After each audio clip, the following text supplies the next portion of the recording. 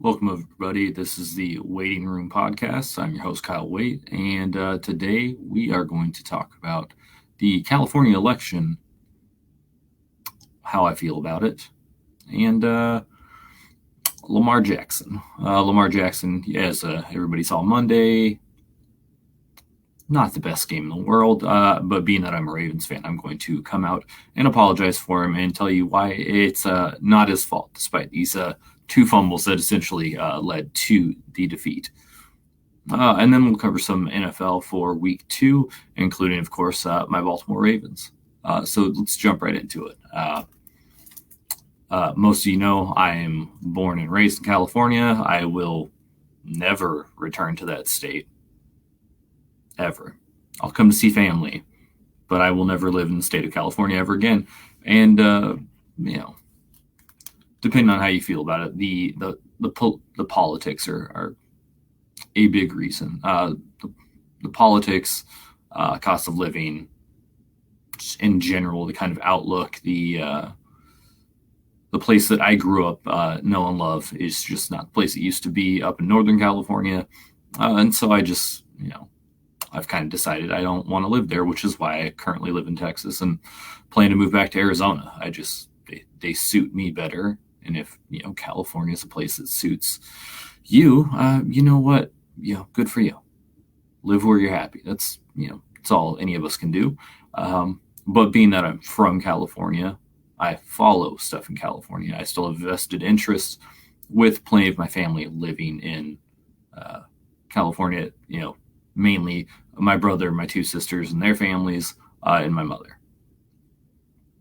So, I follow stuff and pay attention, kind of get concerned when I, hear stuff. So I laughed. I laughed when we're talking about recalling another governor, because that's like a staple in California. California's never liked their governor. For the time I was a little kid, until we actually recalled Gray Davis. I think there was 7 consecutive governors that were all at least attempted to recall. California loves to attempt to recall their governors, regardless of what political affiliation they have. I believe those 7 consecutive attempted recalls were all they're split. I think it was 4 Republicans and 3 Democrats. So again, it's not really a political party thing. Just California is never really happy.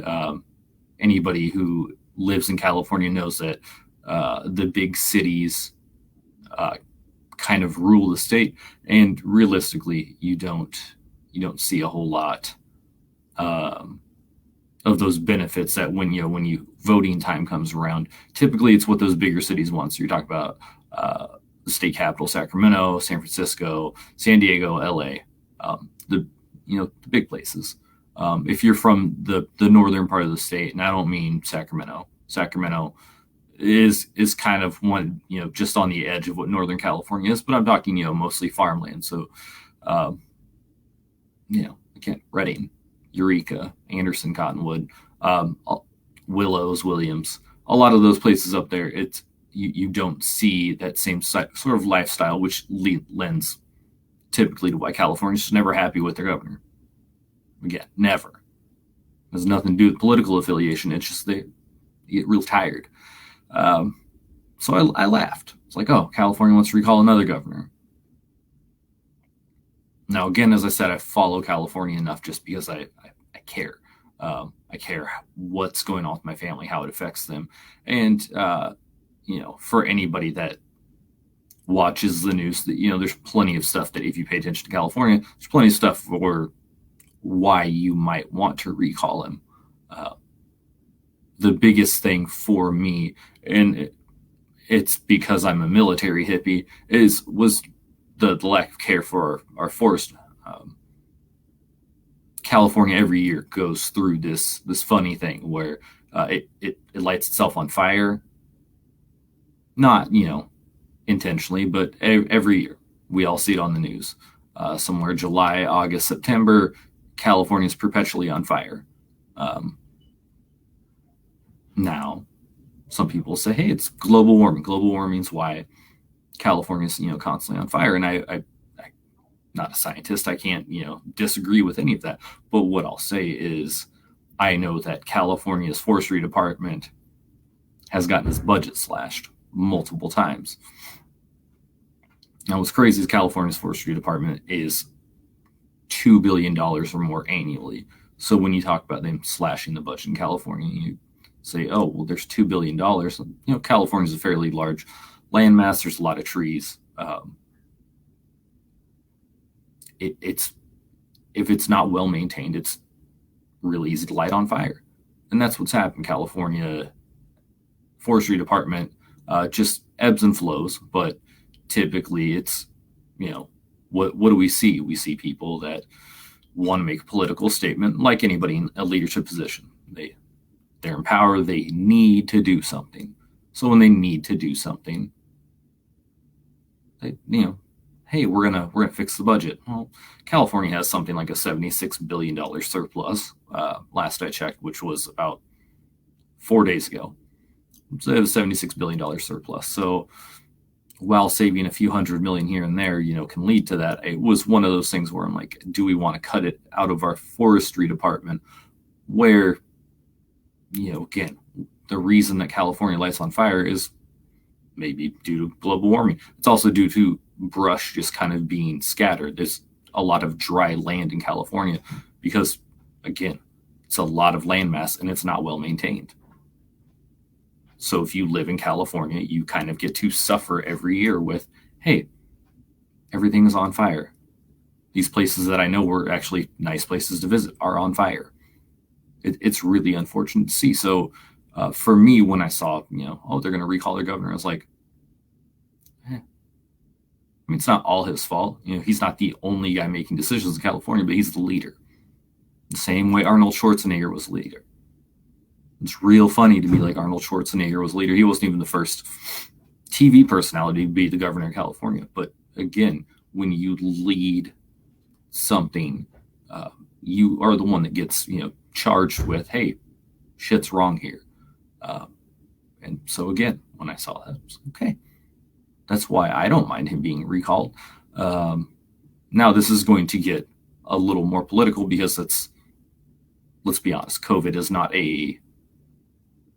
not a public health problem anymore. COVID is a political problem now. Does not matter what you feel about it. I don't care. You're watching this, I need you to know I do not care about your take on COVID because everybody has a take and nobody agrees with each other. And I don't care. I'm done. It still affects me out in a deployed location. So I just don't care. It's not a conversation point, but it does lend to a problem.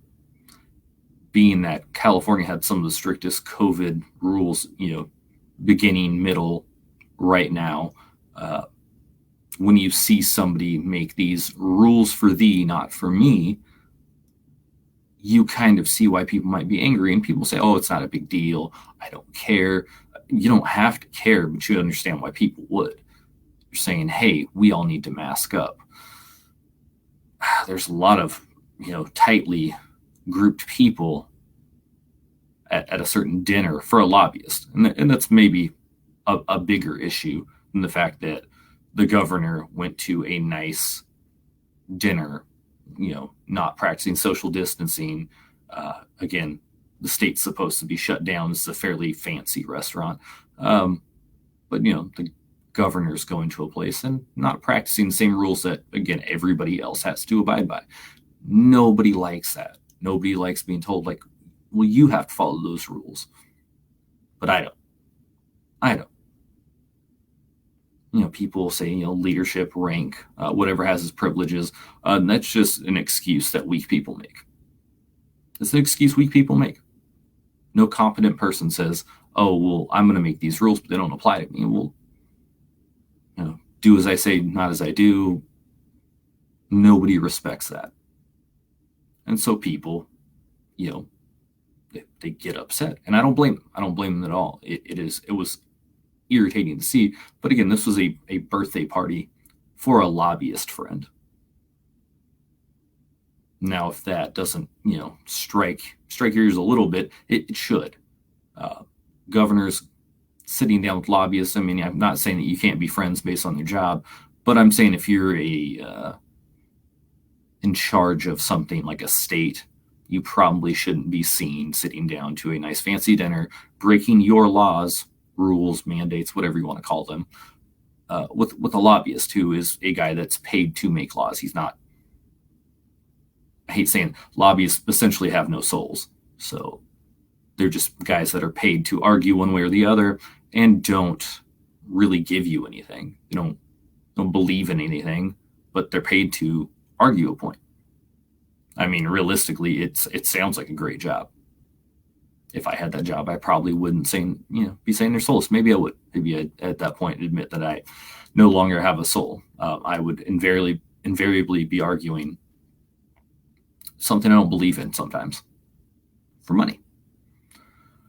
But again, those weren't the only rules, that he violated. He's, some of the public gaffes that he made were saying things like, I'm a Zoom parent. Well, it's hard to call yourself a Zoom parent when your 4 kids are enrolled in private school.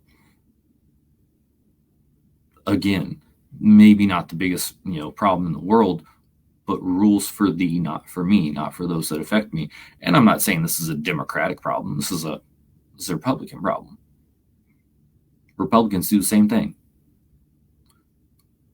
We're at a point in our country where we vote for people not because we actually believe in what they're doing, but we vote for them because they're affiliated with our political party, and that's it. Nothing more. We say, oh, that guy's a Democrat? Well, I'll vote for him. I don't really like him. I don't believe anything he has to say, but I'll vote for him. And that's essentially how Gavin Newsom didn't get recalled. You'd see articles, May, June, July saying, Democrats are tired of this guy.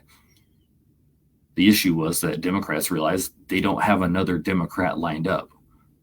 So when push comes to shove, they're all going to vote for the guy. And it wasn't even close. Like, that was probably the most obvious, or should have been, the most obvious thing that Gavin Newsom wasn't going to get recalled is they never lined up somebody. In 2003, when Gray Davis was recalled, they had Cruz Bustamante. Cruz Bustamante was the lieutenant governor. He was an experienced politician. He was a Democrat. It was a guy that people really felt like, oh, well, if we're going to force this guy out, hey, maybe his lieutenant governor could be able to, pick up the slack, be able to carry it on. It's not what happened. We all know Arnold Schwarzenegger ends up getting elected as governor of California. He calls every Democrat girly men, which is, the height of hypocrisy now, considering all the stuff Arnold Schwarzenegger says. But, it's just one of those things where we are not voting for things that we care about anymore. We're just voting for a color. We're voting for a political party. We're voting for a symbol that's not, the people. Now, you could argue that, the fact that people are voting for this guy, that is a symbol that is working. I would agree with that if this was in a non-democratic state, or a non-democrat ran state.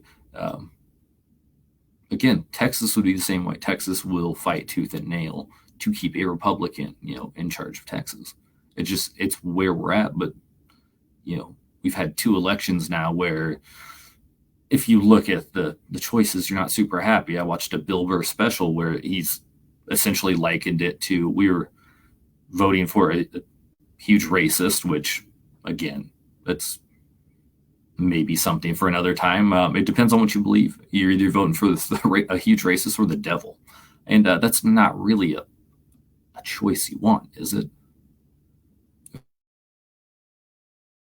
And for a huge racist or the devil? And then this election was the same guy, realistically. if you don't pay attention to the political aspect of anything, you voted for the same guy. You just voted for, the color. One wore red, one wore blue. You guys voted for the guy that wore blue. That's fine. I mean, on a day-to-day basis, who the president is shouldn't affect you. Now, it's changing a little bit. Again, there are things that are happening in this country that I'm not a huge fan of, but I, inevitably have to support because I volunteered my life for the military. But again, we voted for the same guy last year. That's where we're at. If you vote for a color and not for the job they do, we're going to be stuck in a place where we get shitty choices. I was really hopeful. I was like, okay, well, we do 4 years of Donald Trump. I guess we avoided, Hillary, which honestly, I just thought she was terrible. She could have been a Republican. I would have said she's a terrible choice. Again, I lean more towards the libertarian side, so I didn't vote for either of these people. But what I'll say is, you don't see something that you're like, oh, man, I feel real good about my choice anymore. Like it or not, George W. Bush used to like cocaine. He seemed like a hell of a nice guy, so we all dealt with him for 8 years. Barack Obama, first black president. Progress. He made some mistakes on the way out the door. But again, you voted for a guy that you're like, this is a nice guy. This guy's not a fucking turd of a person. And then we get Donald Trump and Hillary Clinton. And then we get Donald Trump and Joe Biden. And then we're going to get Joe Biden or Kamala Harris against probably another turd burger. And honestly, it's our own fault. And, I'm saying it's our own fault in hopes that people will watch this and be like, maybe I'll make a better decision. Maybe I'll start voting for people that actually give two shits. Everybody says Bernie Sanders was a socialist and he would have ruined this country, and he might have. He also seemed like a hell of a nice guy.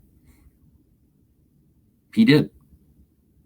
And I'm not saying you have to be a nice person to run the country. I'm just saying that, maybe not be so hard to defend at times. And our last president was super hard to defend. He did a hell of a job for the economy. He did a really bad job for the image of America. But guess what? Our current president isn't doing super great either.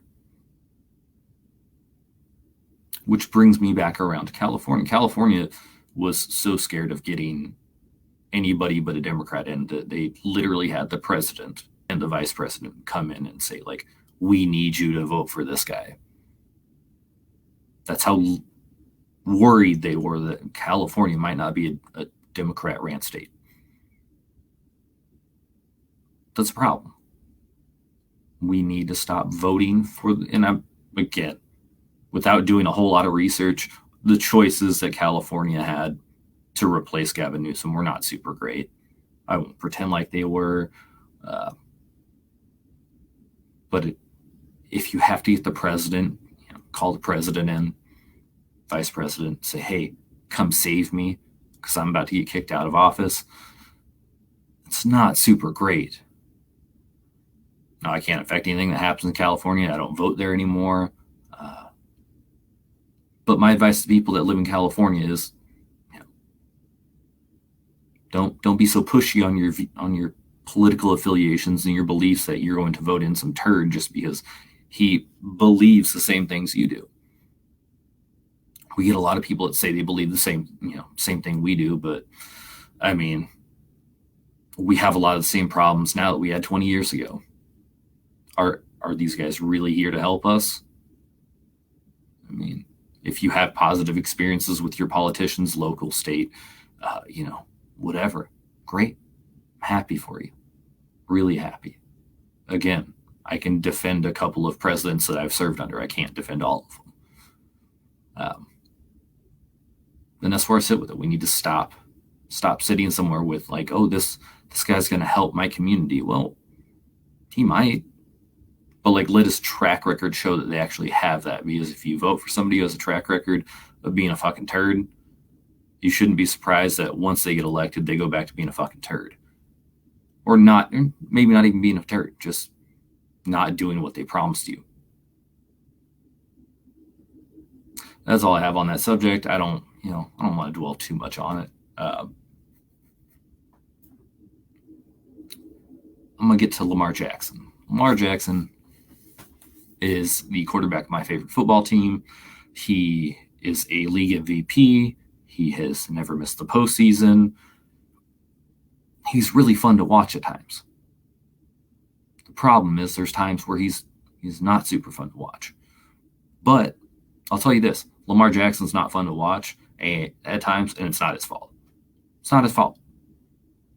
If anybody that watches too much Ravens football, which is me, knows that the offense is trash. That offense that was ran that first year where he won the MVP was really exciting, and we're like, oh man, like this is going to be the new NFL. He's going to challenge Patrick Mahomes. He's going to do all these things, and then we lose in the playoffs because we did the same thing over and over and over and over and over. Well, then we turned around,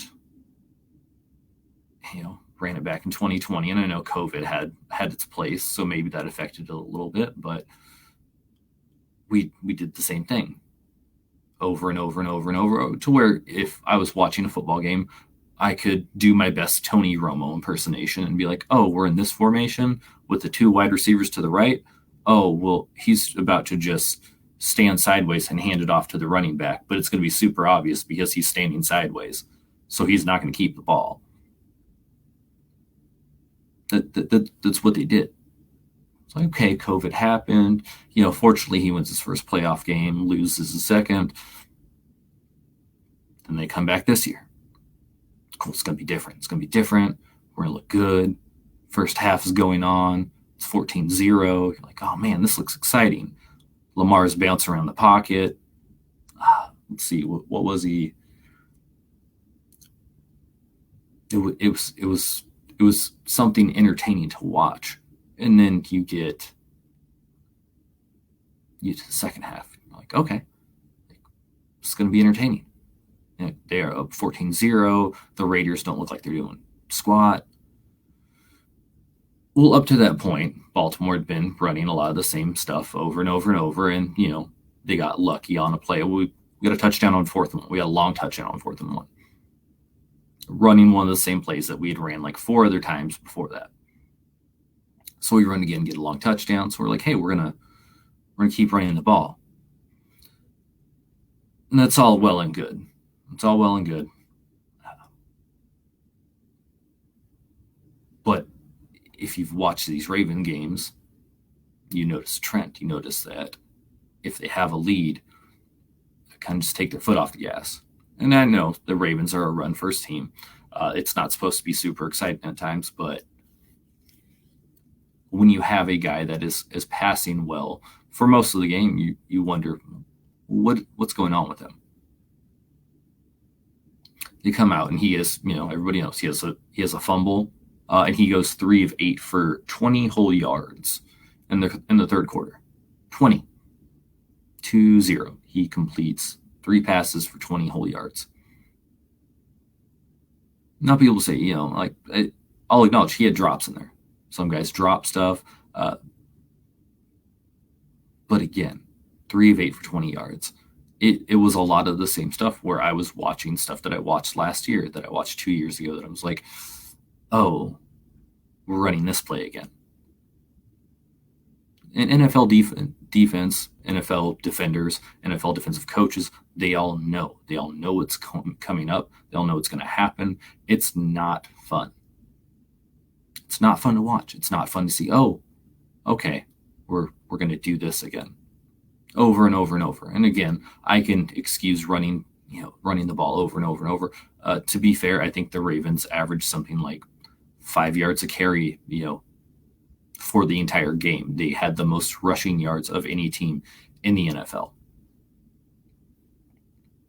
It's what they do. But it's not all they had to do, and that was the frustrating part. Lamar Jackson, other than this, poor third quarter, looked great at times.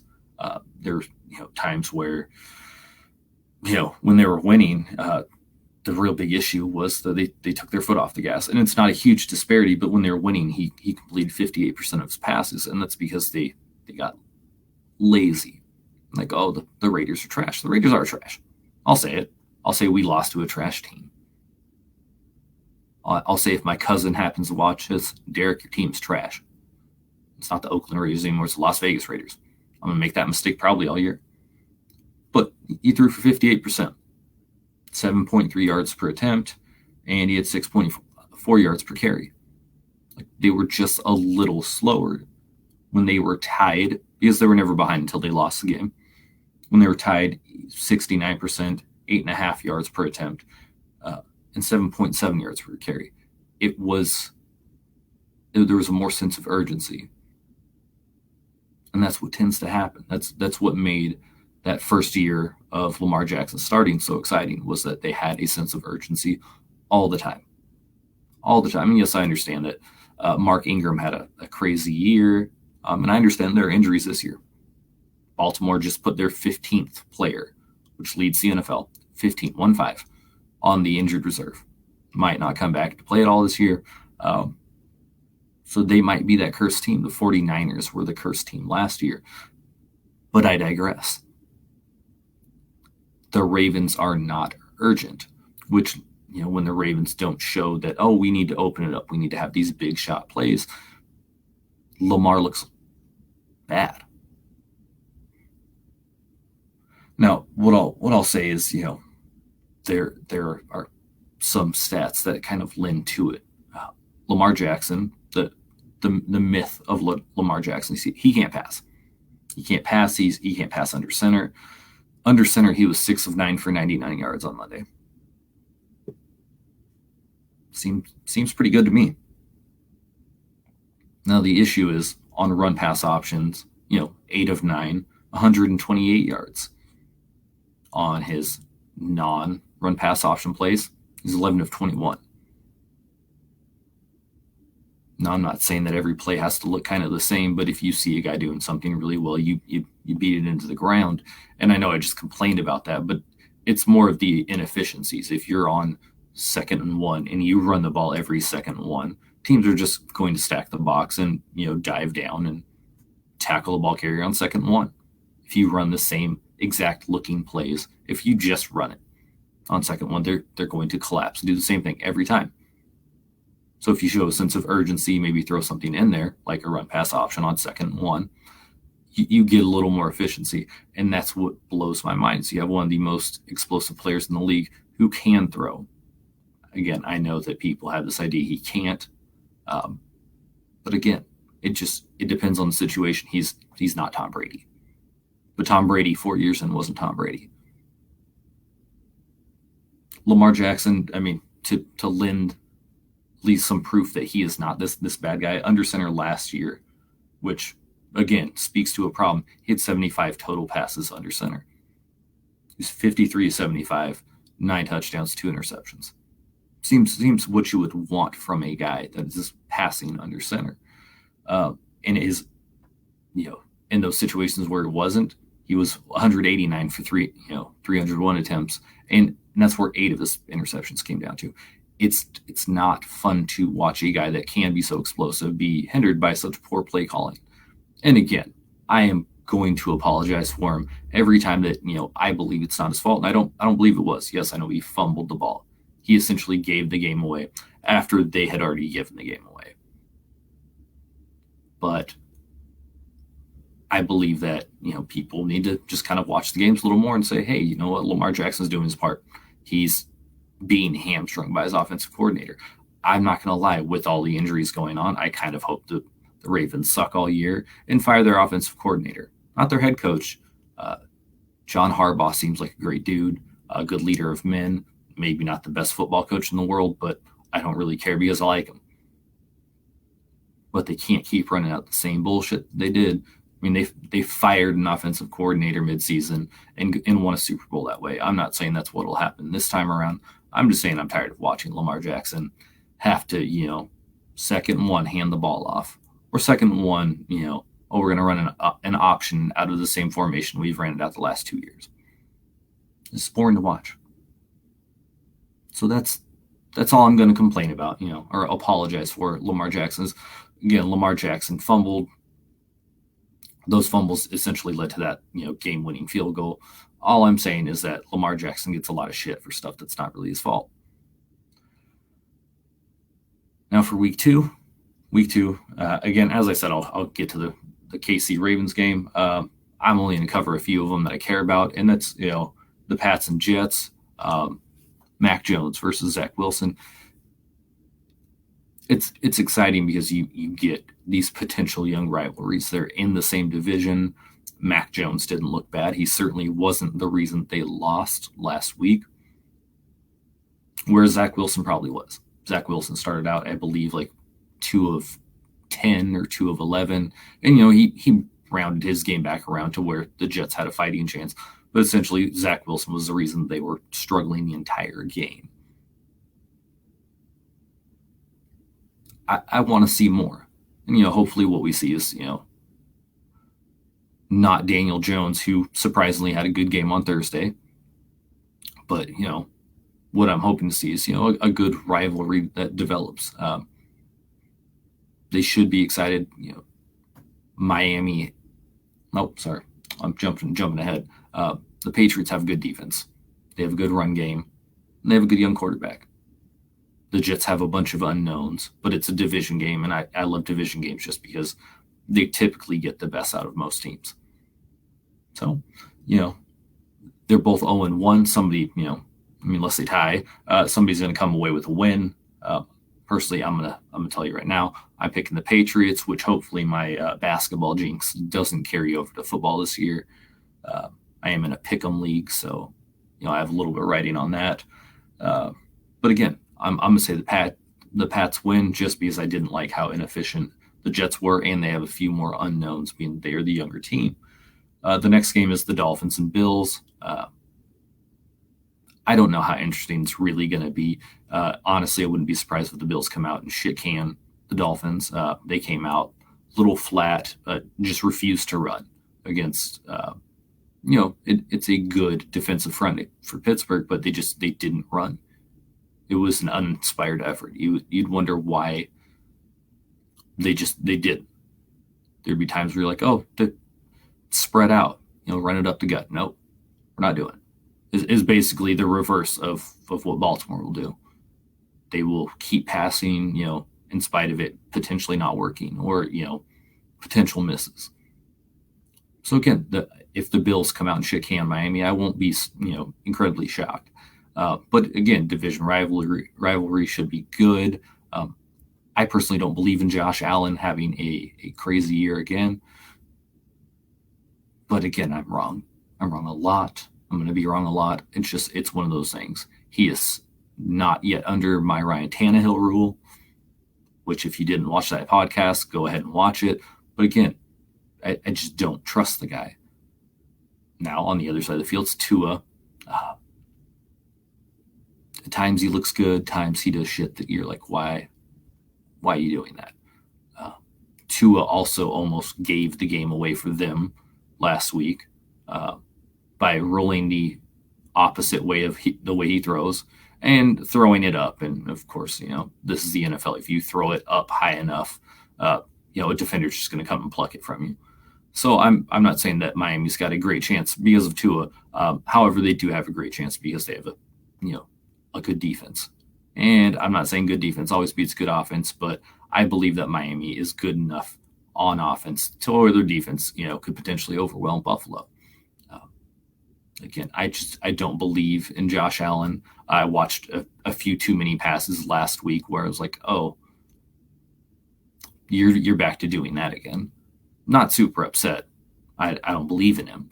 But again, that's just where I sit with it. So again, I'm going Dolphins this week.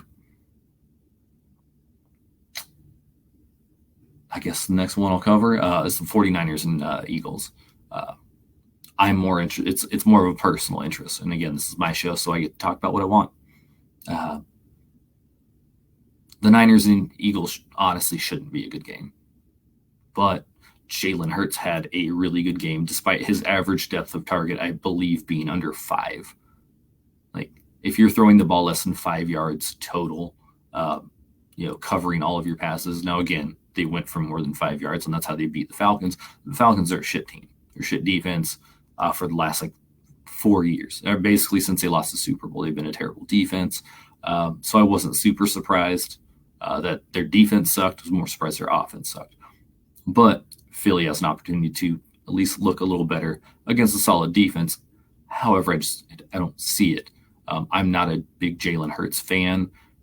Part of it just goes to the fact that he played at Oklahoma, and I won't, willingly root for somebody that played at Oklahoma unless, it benefits me. So, Hollywood Brown, Mark Andrews, start playing a little better. But Jalen Hurts, fortunately, doesn't play for the Baltimore Ravens, so I don't have to root for him at all.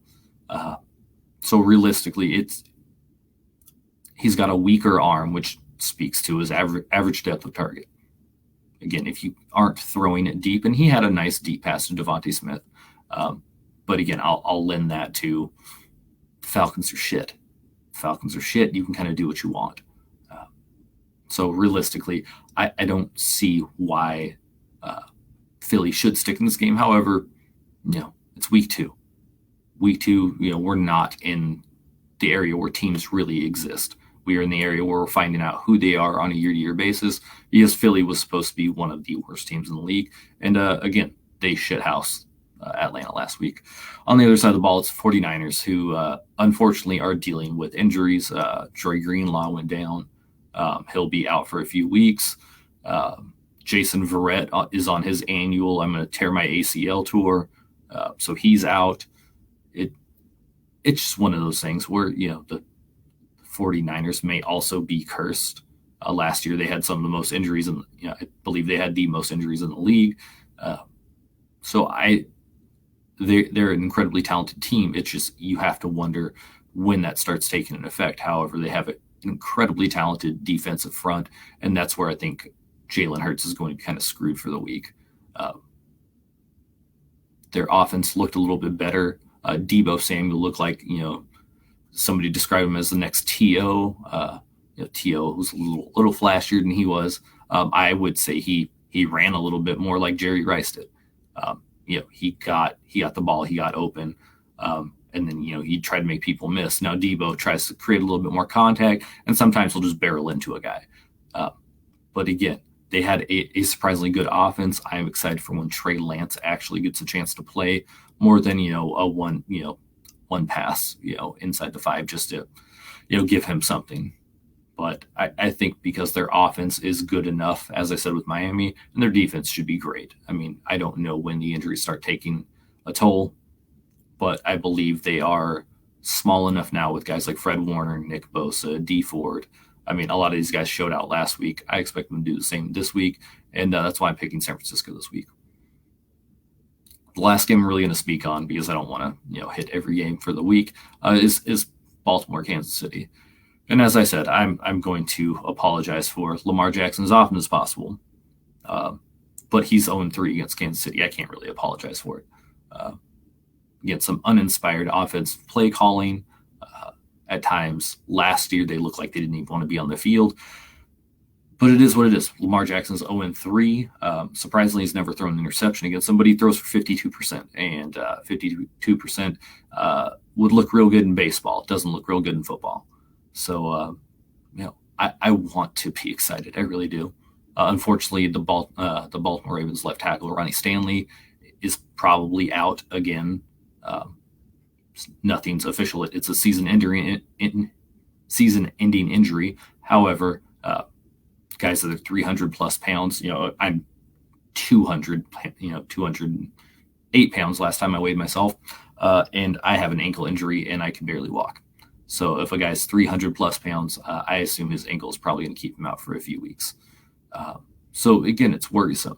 We all watched, or at least those that watched Monday Night Football, it was hard to watch. Alejandro Villanueva, one of my favorite players because he is a former Army Ranger. I will show bias where it's necessary, and I feel like it's always important to call out the fact that he did serve the country in the greatest way that he could. But again, he had not started at right tackle in a long time, and it showed. So he's essentially slots into left tackle. The guy that slots into right tackle, it may be worrisome. Patrick McCarry is a versatile player that can step in and play literally anywhere on the line, from left tackle, left guard, center, right guard, right tackle. He can play anywhere on the line. He's just not a great player. He's a guy that has made it on technique, but he's not overly fast. He's not overly strong. He's just a guy who's learned to play football well enough to play professionally, which, again, kudos to him. But it does lend to a little bit of worry, considering how much pressure Lamar was under and how it affected them last week. On the other side of the ball, Kansas City's got one of the stupidest offenses. It's we should all not compare our teams to the Kansas City offense, but it's really hard to watch your own team be so inept at times and then watch Kansas City kind of just float their way into, all these passes, all these runs. Kansas City always manages to make it work, whether it's Travis Kelce, whether it's Patrick Mahomes snaking through a defense, which had one of the prettiest runs of anybody, not just a quarterback, but prettiest runs of anybody in week one. For his touchdown, Tyreek Hill is always a problem. And unfortunately, Baltimore, as we all saw in that game where we just, blown coverage, we have two really poor cover safeties. So Tyreek Hill might have a day. He might. On top of that, again, like I said, Patrick Mahomes it's just ridiculous. He's what you want in a quarterback. If his name's not Lamar Jackson, so I'm not going to be surprising or anything. I'm picking Baltimore. I'm going to say Baltimore's going to win. I'm going to say Baltimore's going to win probably every week until Lamar Jackson's injured, but which may happen sooner than later. But again, picking Baltimore for the week, and that's my picks. So again, I picked the Patriots, I picked the Dolphins, I picked the Ravens, and I picked the Niners. For the rest of my picks, you can ask on, Messenger. I don't know. But that's it for the week, guys.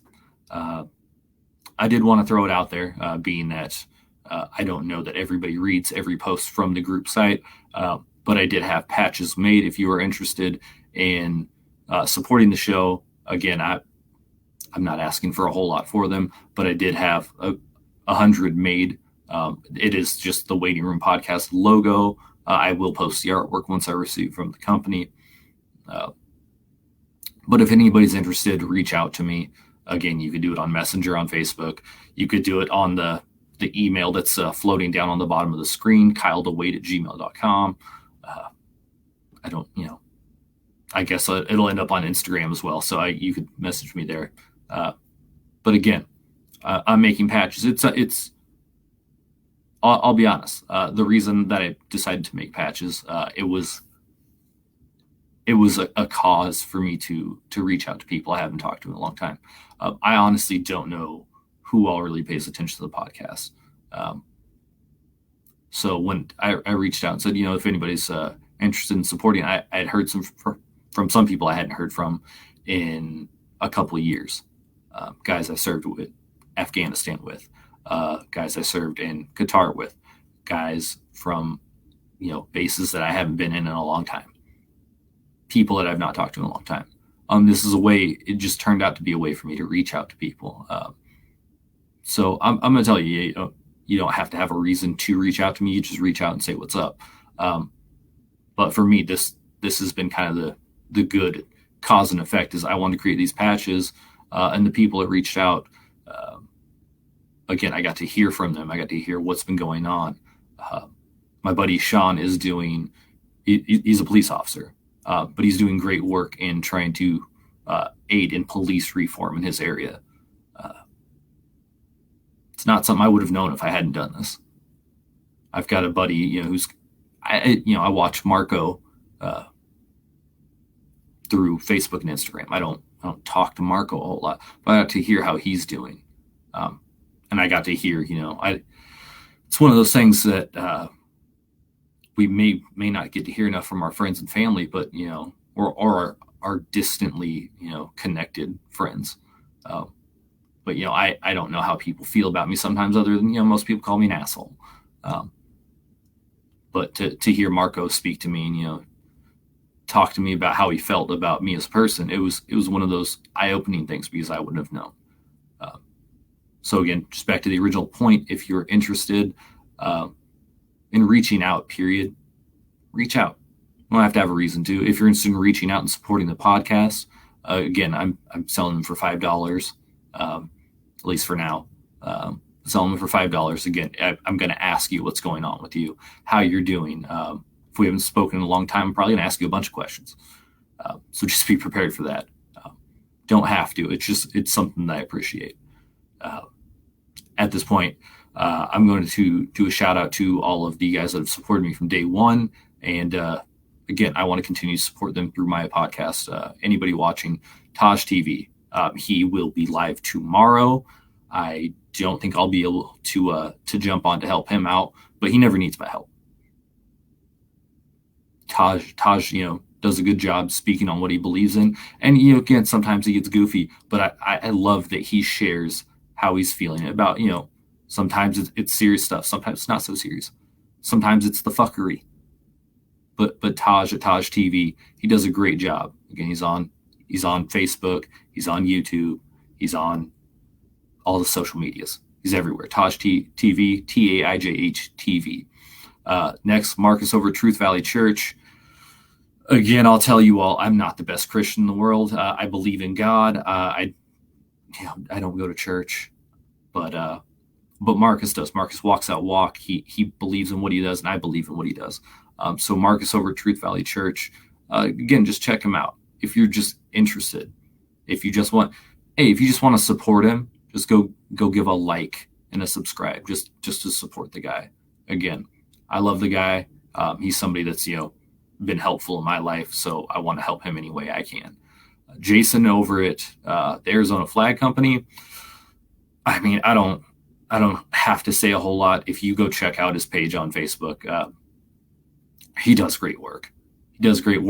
I don't support everything he does because he just posted that he did a Cowboys flag, and they might be America's team, but I hate the Cowboys.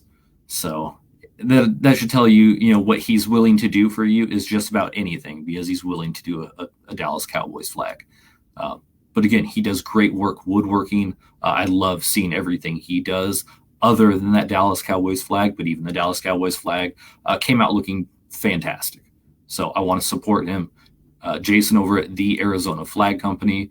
And last, Joe and Sean over at the Out of Bounds. Again, we're going to date ourselves. Out of Bounds is spelled with a Z at the end. Out of Bounds podcast. They are a football podcast. I will tell everybody they make me look like amateur hour because they typically don't stutter. They typically don't lose their train of thought. I don't always agree with what they have to say, but they're always entertaining. And not that Joe really wants me sharing this, but half the time Joe and Sean throw the show, together right before they start. And yet they still manage to sound professional. So I love them. I love listening to their podcast. It's one of those things that I look forward to weekly, along with doing my own podcast. So again, Out of Bounds podcast, you can find them pretty much wherever you find podcasts. You can find them on Apple. You can find them on Spotify. Again, go give them a like, subscribe. They are also on Facebook. So go there as well. And again, I'll ask you guys to do this every week. Like, subscribe, share the podcast. I love doing it. I would love to talk to you guys more if we can coordinate with our schedules. For people in the Central Time Zone, I'm 8 hours ahead. So if you're not in the Central Time Zone, adjust backwards, forwards for what we'd have to do to make the show work. But if anybody's interested in coming on the show, again, I love sharing stories. I love talking to people I haven't talked to in a long while, and I love seeing supporting what people are doing. So again, the Waiting Room Podcast, I'm really happy to do it, and I hope you guys keep tuning in. Like, share, subscribe. I'm here. I'm on YouTube. I do a poor job on Instagram. I post my gross foot, so maybe it turned all of you off from looking at it. I don't know. But again, I appreciate all the support. I appreciate anybody that watches, that likes, shares, all of that. Until next week, guys, as I always tell you, keep being kind to each other, and I will see you next week.